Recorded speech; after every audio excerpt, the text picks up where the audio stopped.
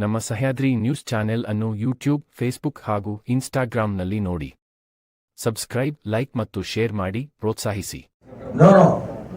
ರಾಜ್ಯ ಸರ್ಕಾರಕ್ಕೆ ಕಾರ್ಪೊರೇಷನ್ ಚುನಾವಣೆ ನಡೆದರೆ ನೆಗೆದು ಬಿದ್ದೋಗ್ತೀವಿ. ಕಾಂಗ್ರೆಸ್ ಪಕ್ಷ ಗೊತ್ತು.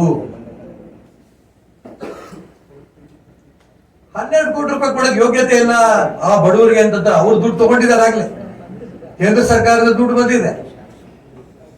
12 ಕೋಟಿ ಕೊಡೋ ಯೋಗ್ಯತೆ ಇಲ್ಲಪ್ಪ. ವಸತಿ ಸಚಿವ ಬಂದು ಹೇಳುತ್ತಾನೆ, ನನ್ನ ಹೋಗಿ ತಕ್ಷಣ ಕಳಿಸ್ಬಿಡ್ತೀನಿ ಅಂತ.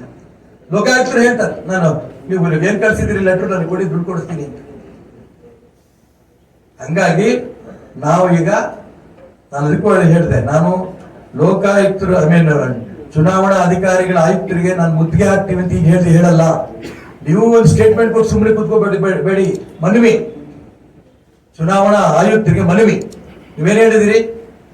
ರಾಜ್ಯ ಸರ್ಕಾರ ಮೀಸಲಾತಿಯನ್ನ ಘೋಷಣೆ ಮಾಡಲಿ ಅಂದ್ರೆ ಹಳೆ ಮೀಸಲಾತಿ ಪ್ರಕಾರ ಚುನಾವಣೆ ನಡೆಸ್ತೇವೆ. ಡೆಡ್ಲೈನ್ ಹೇಳಿಲ್ಲ ಅವರು. ನಾನು ಅದಕ್ಕೋಸ್ಕರ ಡೆಡ್ಲೈನ್ ಯಾವತ್ ಮಾಡ್ತೀವಿ ಅಂತ ಒಂದು ನಿಯೋಗ ಹೋಗ್ತೀವಿ. ನಾವು ರಾಷ್ಟ್ರಭಕ್ತ ಬಳಗದಿಂದ ನಿಯೋಗ ಹೋಗ್ತೀವಿ. ಅವ್ರ ಹತ್ರ ಮನವಿ ಮಾಡಕ್ ಹೋಗ್ತಾ ಇದ್ದೀವಿ. ಆ ಪ್ರಕಾರ ಮನವಿ ಪ್ರಕಾರ ಚುನಾವಣೆ ನಡೆಸಲಿಲ್ಲ ಅಂತಂದ್ರೆ ಮುಂದಿನ ಹೋರಾಟ ಏನ್ ಮಾಡ್ಬೇಕು? ಇನ್ನು ಉಳಿದಿರೋ ಸರ್ಕಾರ ಮೇಲೆ ಹೋರಾಟ ಮಾಡ್ರಿ, ಏನೇನು ಬೆಲೆ ಇಲ್ಲ. ಚುನಾವಣಾ ಅಧಿಕಾರಿಗಳು ಆಯುಕ್ತರ ಮೇಲೆ ನಾವು ಹೋರಾಟ ಮಾಡಂತ ಸ್ಥಿತಿ ಬರಬಾರ್ದು. ನಿಮ್ ಪತ್ರಿಕೆ, ಇವತ್ತಿನ ಪತ್ರಿಕೆ, ಎಲ್ಲಾ ಪತ್ರಿಕೆಗಳು ಬಂದಿದೆ. ಮಹಾನಗರ ಪಾಲಿಕೆಗಳು ಚುನಾವಣೆ ನಡೆಸ್ತೇವೆ, ಯಾವತ್ತೂ ಇಲ್ಲ. ಮತ್ತೊಂದು ವರ್ಷ ಸಿದ್ದರಾಮಯ್ಯ ಆಗ್ಬಾರ್ದು. ಉಣ್ಣಪ್ಪ ಹೇಳಿದಿರಿ, ಯಾವ ಕೋರ್ಟ್ ಹೇಳಿ ಎಷ್ಟು ಸಮಯ ಆಯ್ತು? ಯಾಕೆ ಮಾಡ್ಲಿಲ್ಲ? ಎಷ್ಟು ದಿನ? ನಿನ್ನೆ ಹೇಳಿದ್ದಾರೆ. ಕೋರ್ಟ್ ಆರ್ಡರ್ ಕೊಟ್ಟು ಎಷ್ಟು ದಿನ ಆಯ್ತು? ಈಗ ಎತ್ಕೊಂಡ್ರಿ? ನಾನು ಅದಕ್ಕೋಸ್ಕರ ಈಗ ನಾನು ಸೌಮ್ಯ ಭಾಷೆನಲ್ಲಿ ಚುನಾವಣಾ ಆಯುಕ್ತರಿಗೆ ಹೇಳ್ತಾ ಇದ್ದೀನಿ. ನನ್ನ ಬಾಯಲ್ಲಿ ಹೊರಟು ಭಾಷೆ ತರಿಸ್ಬೇಡಿ. ಚುನಾವಣಾ ಆಯುಕ್ತರ ಬಗ್ಗೆ ಕೂಡ ನಾನು ಅವ್ರಿಗೆ ಗೌರವ ಕೊಟ್ಟು ಹೇಳ್ತಾ ಇದ್ದೀನಿ.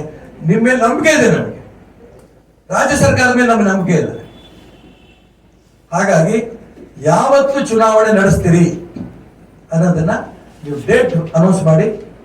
ಇಲ್ಲ ಇನ್ನೊಂದು ವಾರ 15 ದಿನದಲ್ಲಿ ಬರಲಿಲ್ಲ ಅಂತಂದ್ರೆ ಚುನಾವಣಾ ಆಯುಕ್ತರಿಂದ ನಾವು ಇಷ್ಟನೇ ತಾರೀಕು ಚುನಾವಣೆ ಮಾಡ್ತೀವಿ, ರಾಜ್ಯ ಸರ್ಕಾರ ನಮಗೆ ಮೀಸಲಾತಿ ಕೊಡ್ಲಿ ಬಿಡ್ಲಿ ನಾವು ಮಾಡ್ತೀವಿ ಅಂತ ಹೇಳಿದ್ರೆ ಆಗ ನಾವು ಇಲ್ಲಿಂದ ಶಿವಮೊಗ್ಗ ನಗರದಿಂದ ರಾಷ್ಟ್ರಭಕ್ತ ಬಳಗದಿಂದ ಒಂದು ನಿಯೋಗವನ್ನ ಬೆಂಗಳೂರಿಗೆ ಚುನಾವಣಾ ಆಯುಕ್ತರ ಕಚೇರಿಗೆ ಹೋಗಿ ನಿಯೋಗ ಭೇಟಿ ಮಾಡಿ ಬರ್ತೇವೆ.